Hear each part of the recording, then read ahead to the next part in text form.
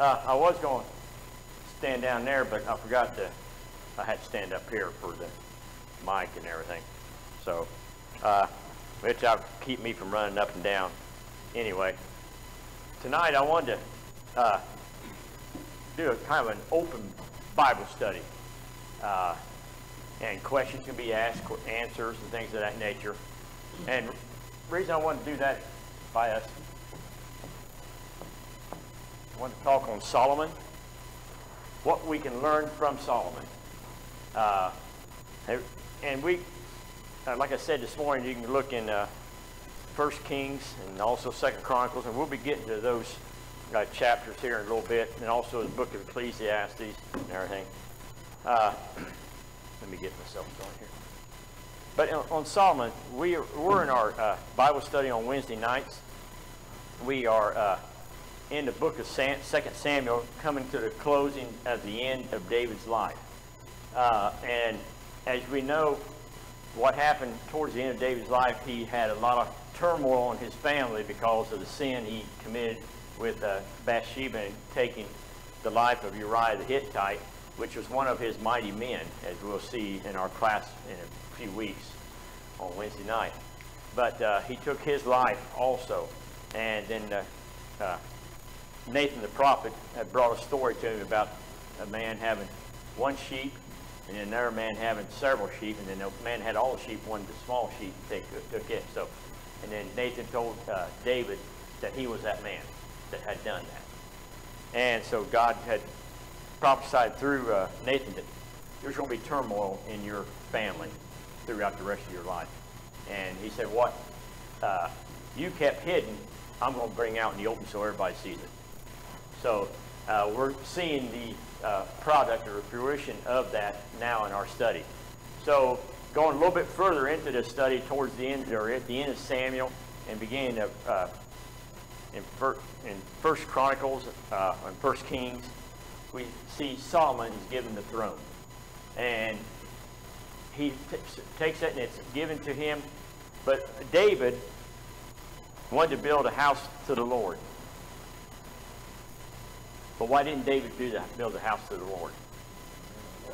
Yeah. He was a man of war, man of blood. Exactly.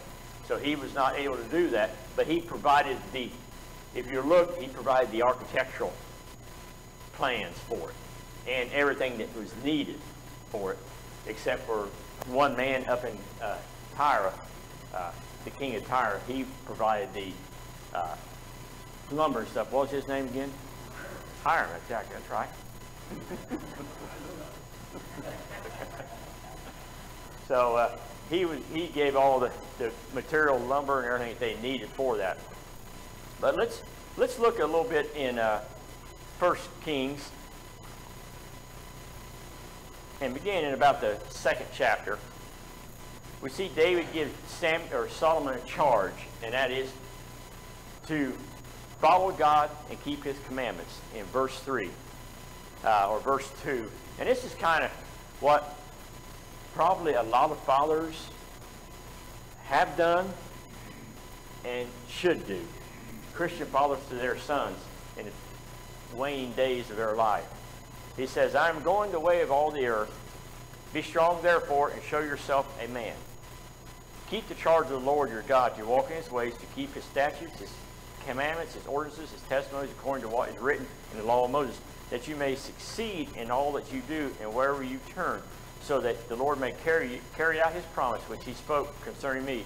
If your sons are careful of their way to walk before me in truth and with all their heart and all their soul, you shall not lack a man on the throne of Israel. So we see what is given. First thing is given to Solomon. And what is that? That's a charge from David. And that is to obey God. I could ask, did he follow through with that? Did he follow through as his father David? No, he did not. And we'll see that in a few for the evening's over. But what I wanted to kind of do is, then over here on this column, we'll start his riches and things of that nature that he tried and things that he done to try to figure out life. Well, as he's been put in the command, and you go over to chapter 3 of 1 Kings, we see his rules consolidated. He makes it, the very first thing he does is make an alliance with who? The king of Egypt. And was that something that was to be done? No, that wasn't something to be done. Because what did the Lord say concerning marriage outside the house of Israel? He wasn't to do that. But he done it for an alliance, so an ally. He took it on. That was something they'd done back then. You'll see, because a lot of his wives came from all different types of kings, or all nations, not different types, of different kings.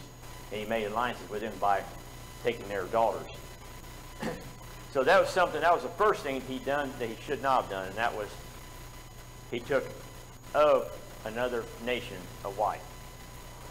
But in verse 3 it says that, now Solomon loved the Lord, walking in the statutes of his father, except he sacrificed and burnt incense on the high places. I always hate that word except or but. Because you know there's something, it kind of, forget what I just said. And except the high places. And what the high places were the temple had not been built, but the Ark of the Covenant and the tent of meeting was there. But they were sacrificing on other places. But they were still sacrificing to the Lord, but they were to be sacrificed. So that was something the Lord had, that was one of the commandments in the law of Moses. You are to sacrifice where I have designated this place to sacrifice. Not here and there, but on his other hill and all this. He said, you're not to do that. But they did it anyway.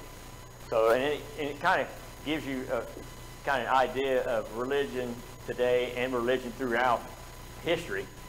Well, we're going to worship the Lord, but I want to do it this way. I know the Lord said that he wants us to do it this way, but I think this way is a little better, maybe a little better for the Lord. I'm going to do it this way. So, and that's what throughout history man has done that. But as you go on down, we get started with a prayer that Solomon has done for the Lord, or to the Lord. In verse 7, he says, now, O Lord my God, you have made your servant king in the place of David, of my father David. Yet I am a little child who do not know how to go out or come in. Your servant is in the midst of your people, which you have chosen, a great people, which are too many to be numbered or counted. So give your servant an understanding heart to judge your people, to discern good and evil, for who is able to judge this great people of yours? So this was a question the Lord had asked Solomon. Ask what you will. Well, most people would thought, I need to be able to strike against my enemy. I need to be rich. And I need to be protected. But what did Solomon think about first? He thought about wisdom. And why was wisdom in his mind? Exactly. I got a great people here, and I'm just a young man. I need the wisdom to be able to understand these men and as they bring judgment, and I can make the judgment. As they bring cases before me, I need to be able to make those judgments. And then if you get on in verse 10, it says, "There's a pleasing in the sight of the Lord that Solomon had asked this thing.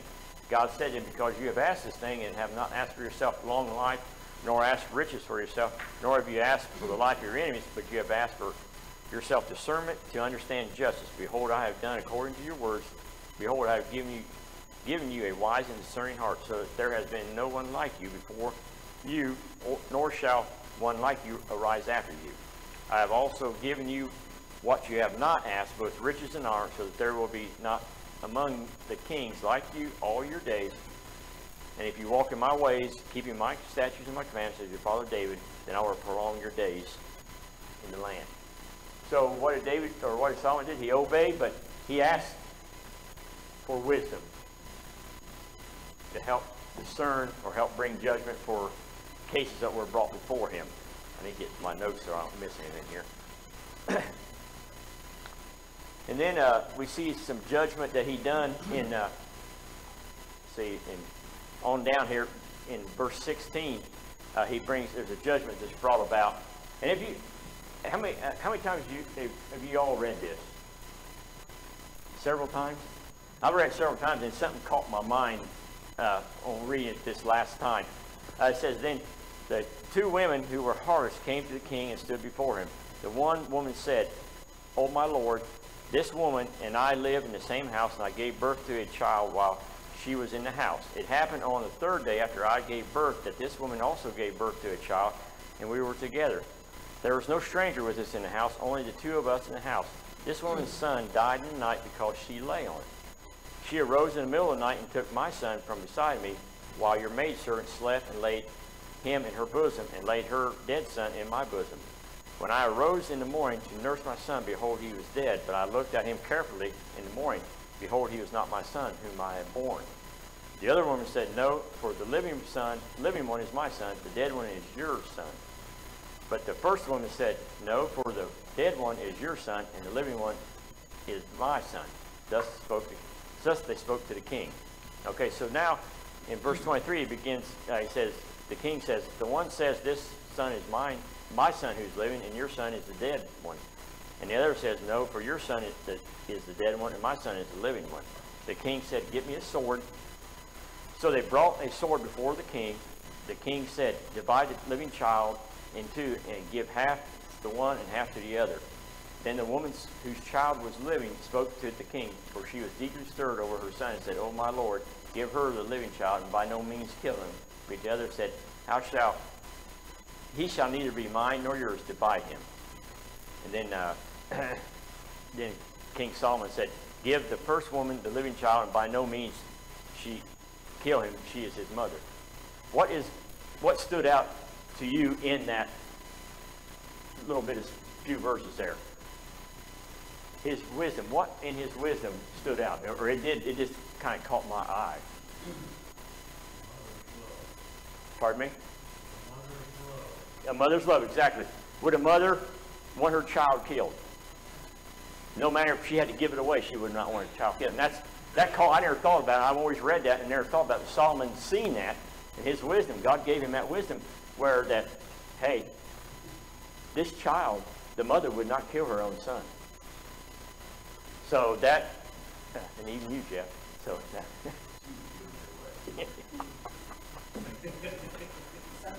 Sometimes. But see, that was the wisdom that Solomon had that was given to him. He's seen that a mother would love her child and would never have him killed.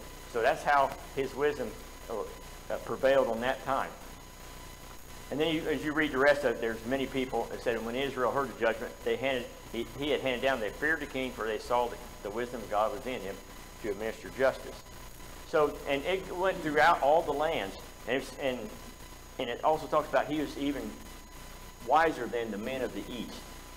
And if you go back and look in the history, the men of the East was known for their wisdom, their understanding of things, whether it be earthly things or spiritual things. They understood a lot.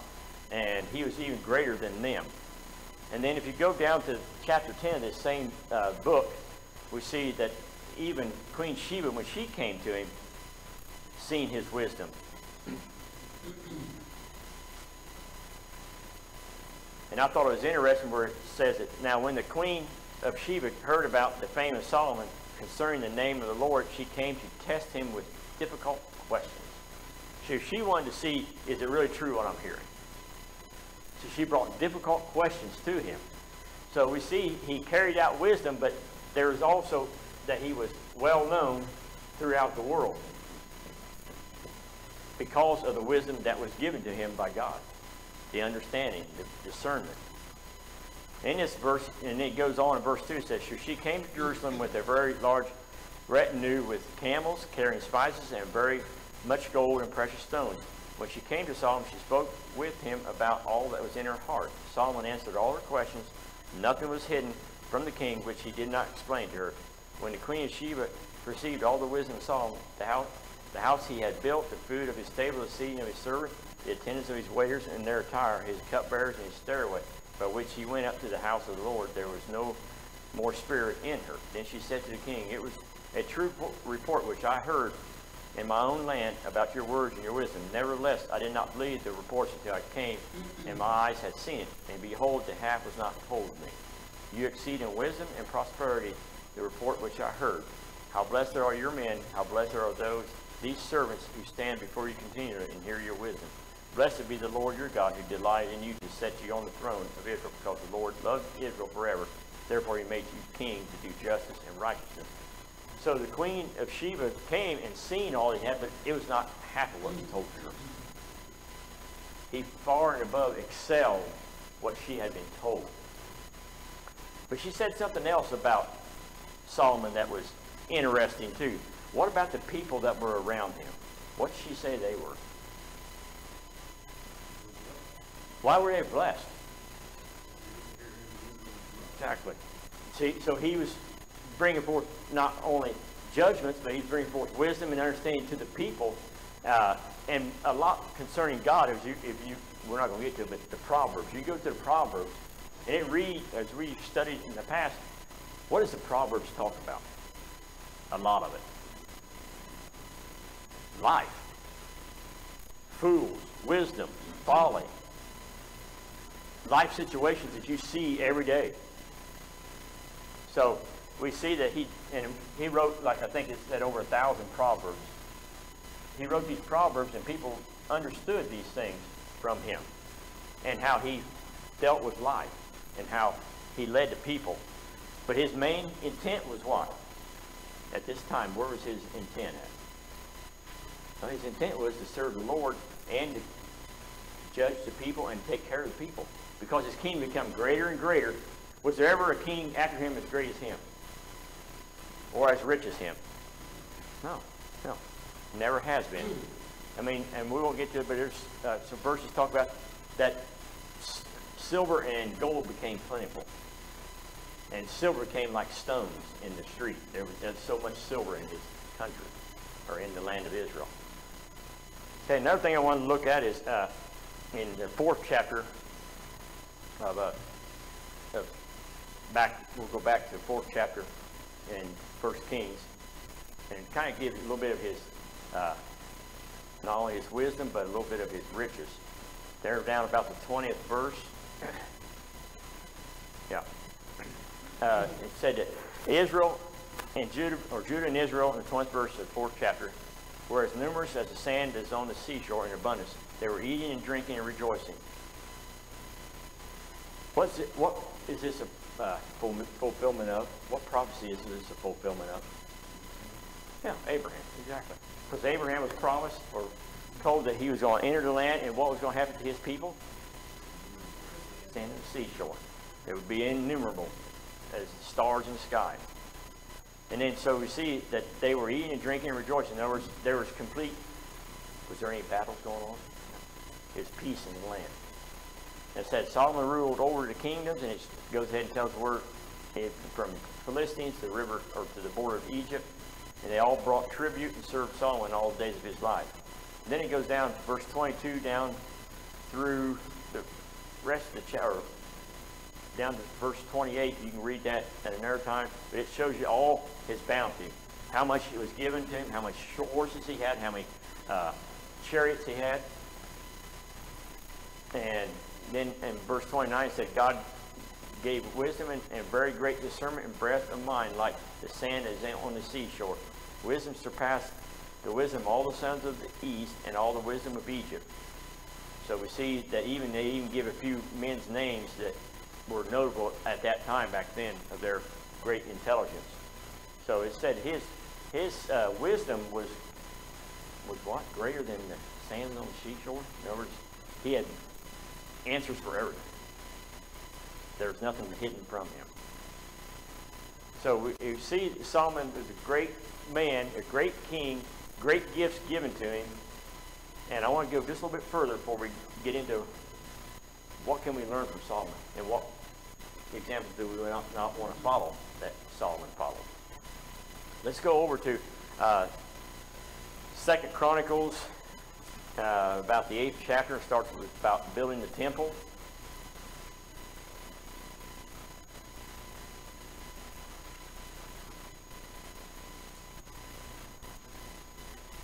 I don't want to go, that's a little bit too far. Don't go quite that far.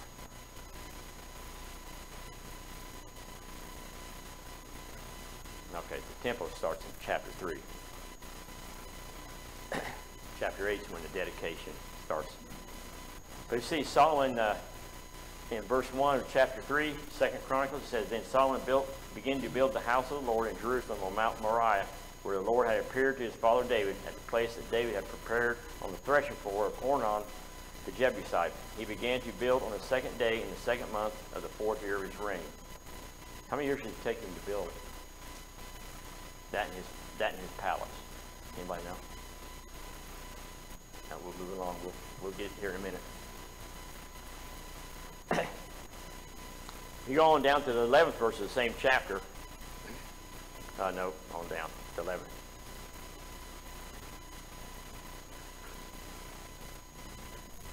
Maybe chapter 11.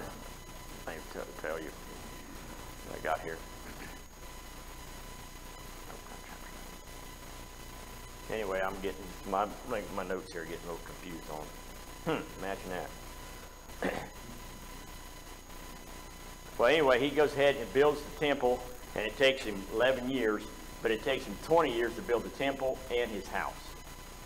It's the palace. And I got it written down here in one of these verses, but I don't know which one it is. I didn't put it beside it. Okay, let's go to God's promise or the dedication of the temple in the 8th chapter of 2nd Chronicles. There's a few things I want to look at that. Yeah, verse 1 tells you about he built the house. Then it came about at the end of 20 years in which Solomon had built the house of the Lord in his own house. So in 20 years he built those 2 houses with the help of everybody. He enslaved everybody except for the Israelites. The Israelites were not enslaved to build the temple. And his house he built. So if you skip back over to chapter 6, and we see the dedication of the temple. I know I'm jumping around, sorry, but trying to keep you confused.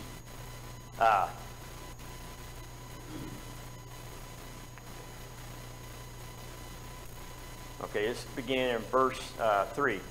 Then the king faced about and blessed all the assembly of Israel, while all the assembly of Israel was waiting. He said, Blessed be the Lord, the God of Israel, who spoke with his mouth to my father, and has fulfilled it with his hands, saying, Since the day that I brought my people up from the land of Egypt, I did not choose a city out of all the tribes of Israel in which to build a house, that my name might be there. Nor did I choose any man for a leader over my people Israel. But I have chosen Jerusalem, and that my name be there. And I have chosen David to be over my people. Now it was in my heart, in the heart of my father David, to build a house for the name of the Lord, the God of Israel. But the Lord said to my father, Because it was in your heart to build a house for my name, you did well that it was in your heart. Nevertheless, you shall not build my house, but your son will be born to you. He shall build the house for my name. Now the Lord has fulfilled his word which he spoke. For I have risen in the place of my father, and sit on the throne of Israel as the Lord promised, and have built the house for the name of the Lord, the God of Israel. Therefore I have set the ark in which the covenant of the Lord, which he has made with the sons of Israel. So we go through and we see in a 20-year period, he has built these 2 houses. The temple he built in, I don't remember which verses, but it's 11 years it took him to build the temple. And he spent 9 years on his house, or his palace, as they call it. But the most important thing was he made his dedication. He dedicated himself to the Lord and to building his house, the temple. And once that was completed, then he gives a prayer of dedication, which I think applies to everyone, or would help everyone as we would look at his prayer and the answer the Lord gives him.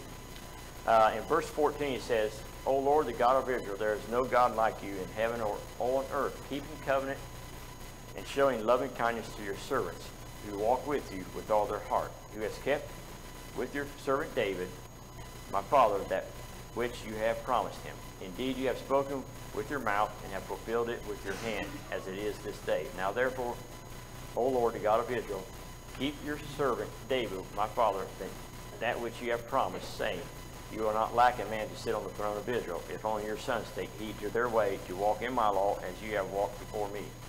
Now therefore, O Lord, the God of Israel, let your word be confirmed, which you have spoken to your servant David.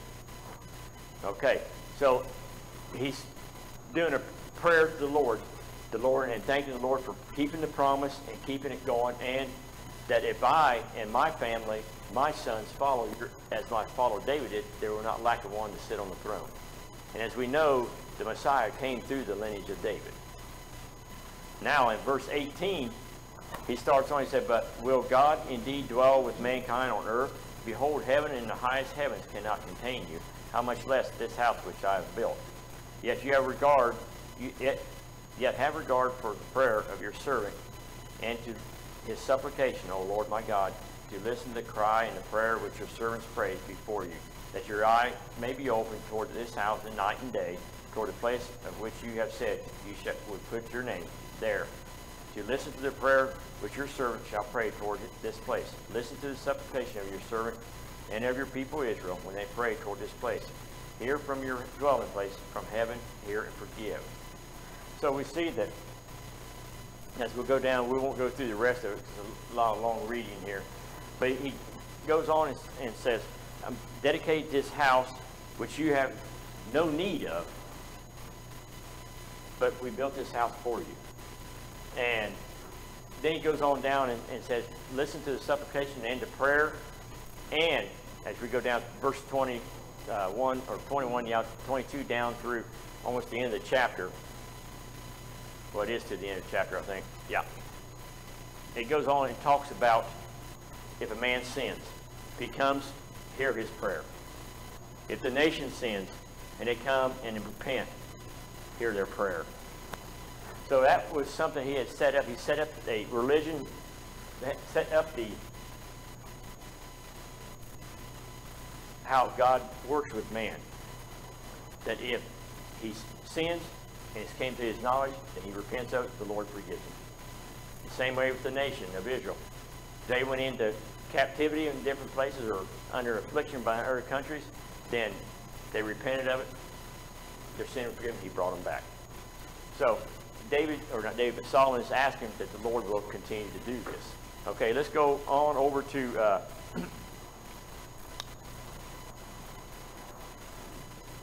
chapter 7. And we see where the sacrifices are offered and where the feast of dedication is. And then we get down to verse 11. It says, David finished the house of the Lord and the king's palace and successfully all that he had planned on doing in the house of the Lord and in his palace. Then the Lord appeared to Solomon at night. And this is what I want us to kind of look at. He said, I have heard your prayer. I have chosen this place for myself as a house of sacrifice. If I shut up the heavens so that there is no rain, or I command the locusts to devour the land, or I send pestilence among the people, and my people who are called by my name humble themselves and pray and seek my face and turn from their wicked ways, then I will hear from heaven and will forgive their sin and will heal their land. Now my eyes will be open and my ears attentive to the prayer offered in this place. For now I have chosen and consecrated this house that my name may be there forever. My eyes and my heart will be there perpetually.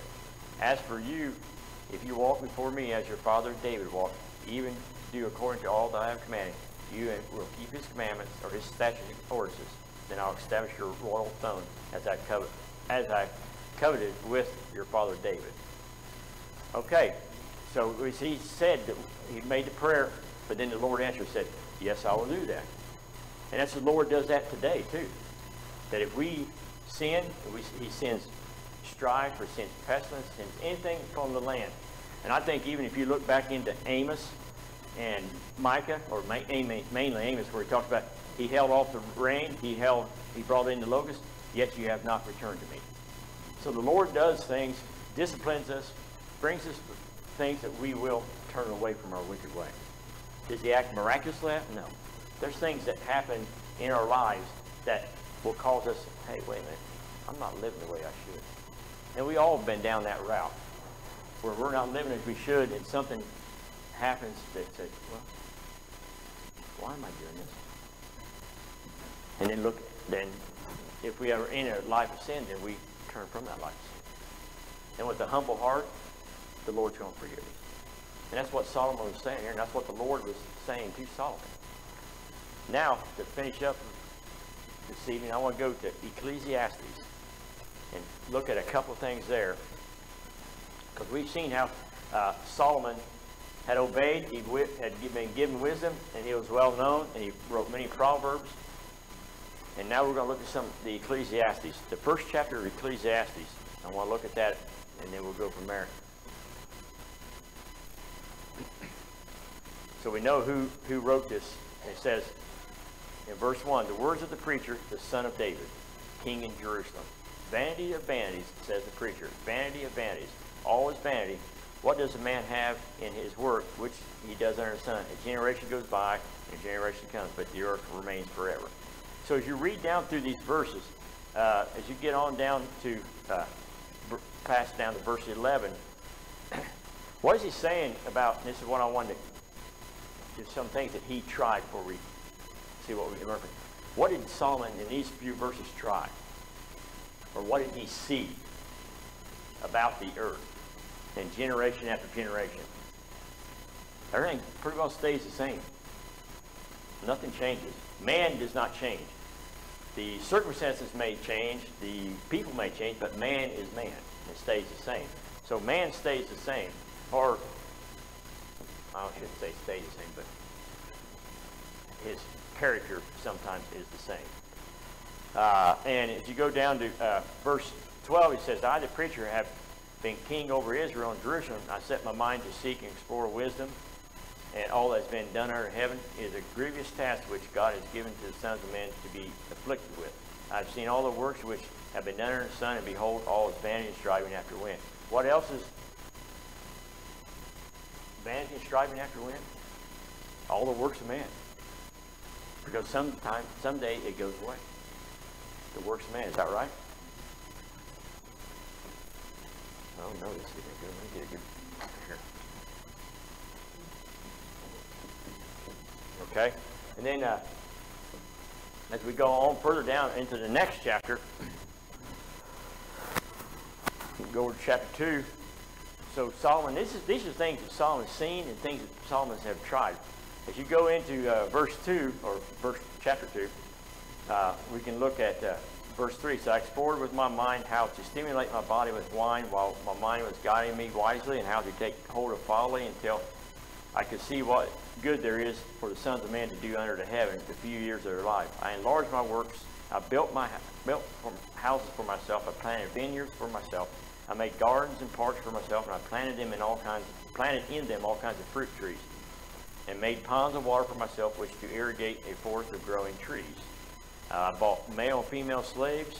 I had homeborn slaves. I also possessed flocks and herds larger than all who preceded me in Jerusalem. So we can read a little further, but what's he getting at there?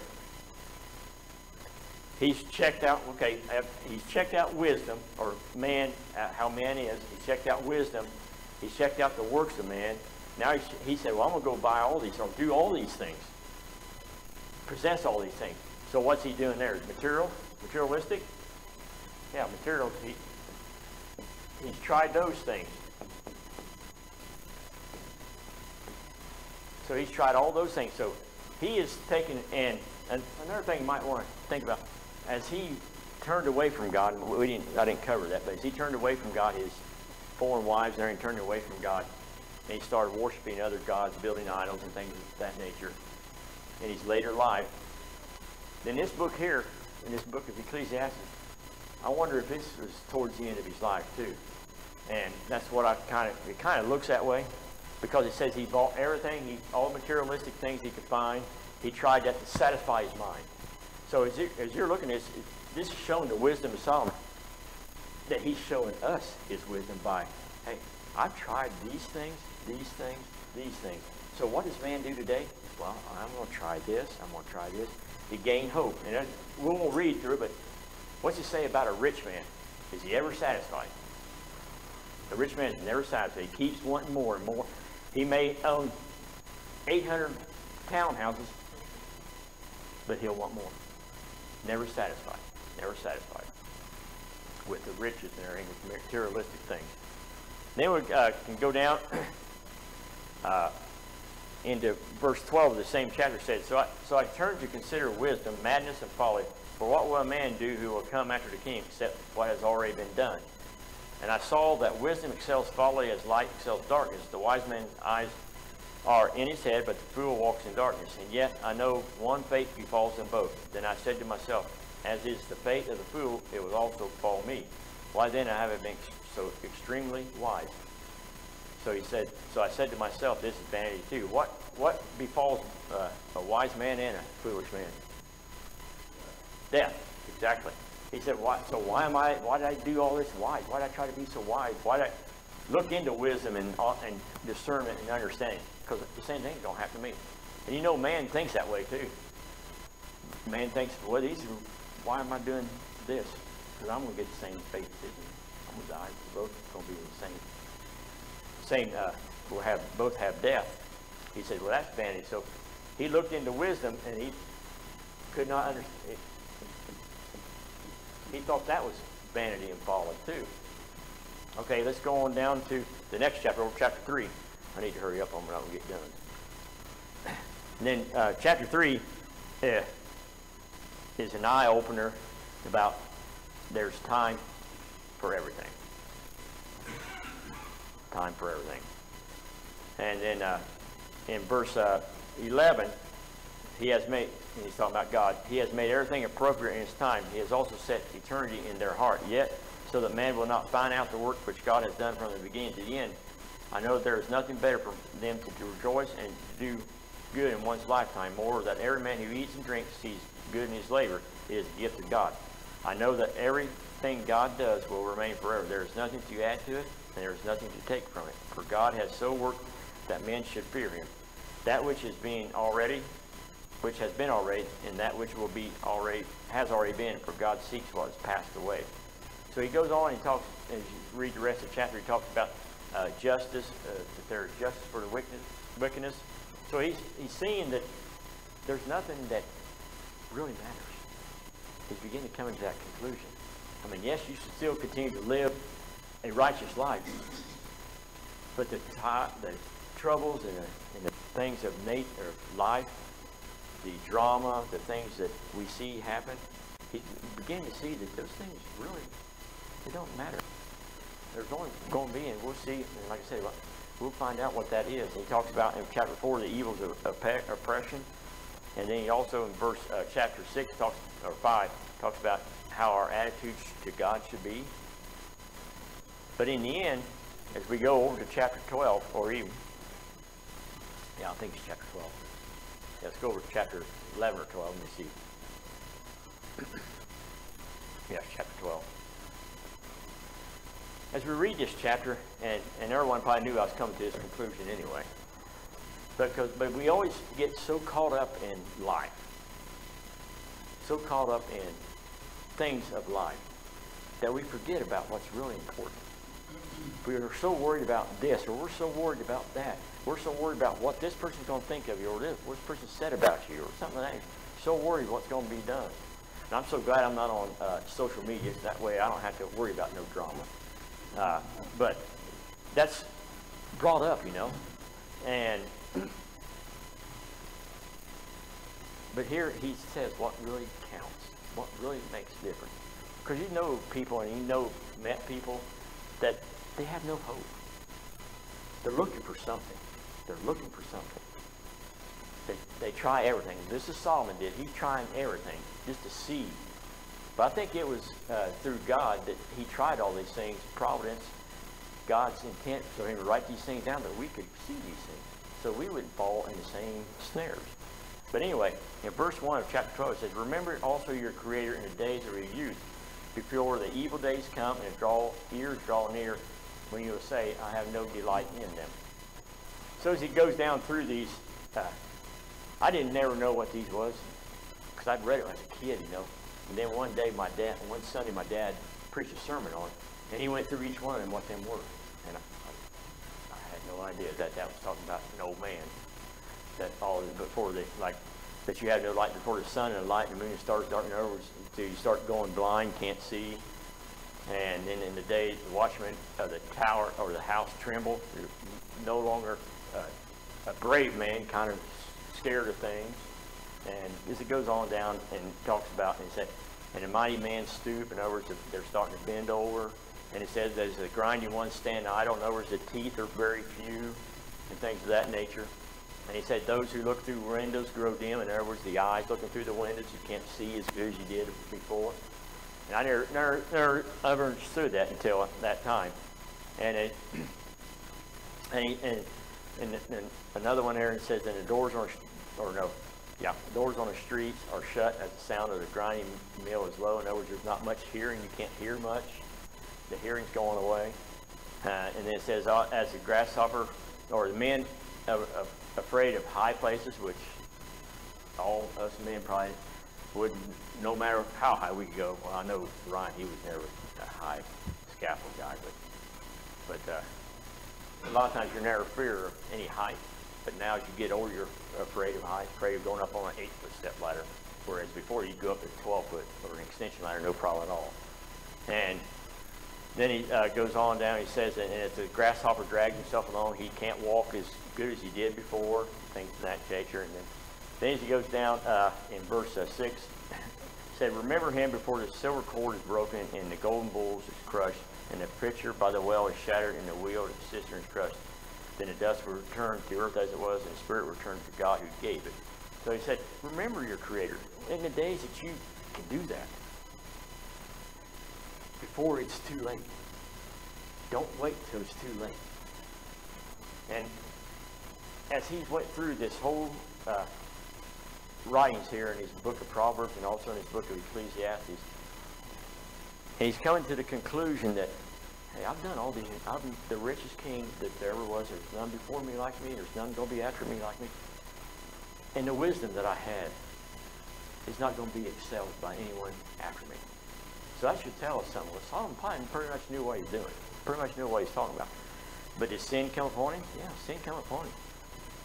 But I think he went back and said, look at this. Look at this. I've done wrong.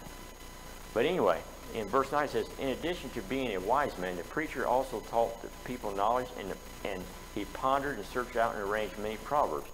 The preacher sought to find delightful words and to write words of truth correctly. The words of wise men are like goads, and masters of these collections are like well-driven nails. They are given by one shepherd. He said, but beyond this, my son, and he's talking to all of us, not just men, but everybody. He said, but beyond this, all these things that I've written are going to be good for you, but beyond this, he said, be warned, the writing of many books is endless. The excessive devotion to books is weary to the body. In other words, I always think of that. When I read, I always think, all the commentaries that you get to read, it don't mean nothing. It grow weary because you can look on a commentary on something, and there may be 7 commentaries that says 7 different things. So you are to search that out and see what's right. They said it's weary. It's weariness. It's an excessive devotion to it. They said in verse 13, and that's where in verse 13 and 14, I'll end the lesson. I know I went over a little bit. He says the conclusion has all been heard is God, fear God, keep his commandments, because this applies to every person. For God will bring every act to judgment, everything which is hidden, whether it is good or evil. So as you look at that, he said, I've tried all these, done everything. But what I should have done was remember my Creator. What I should have done was fear God and keep his commandments. He said, because it's going to apply to me and everybody. He said, why? Because God's going to bring everything, every act into judgment, whether it's good or whether it's evil. Anything hidden, everything. So tonight, I'd like for you just to think on these things. I know we covered a lot, and I didn't cover everything I wanted to cover because we'd be here for another couple hours. So I had to skip around. But Solomon is a great teacher. A great teacher if you follow God's commandments. A poor teacher, as he was, because he chased after other gods. He let influence, his wife's influence and influence of others more than likely, change his heart. So that's what we need to do. We need to stand up for what's right. And that is God, and fear his commandments, fear him and keep his commandments. And not be persuaded by everything we read perceive, or hear. Be like the ones in Berea. Search the scriptures daily to see whether those things are so that you're hearing. So I'll end it with there, and if there's anyone subject to an invitation, won't you come to stand and sing?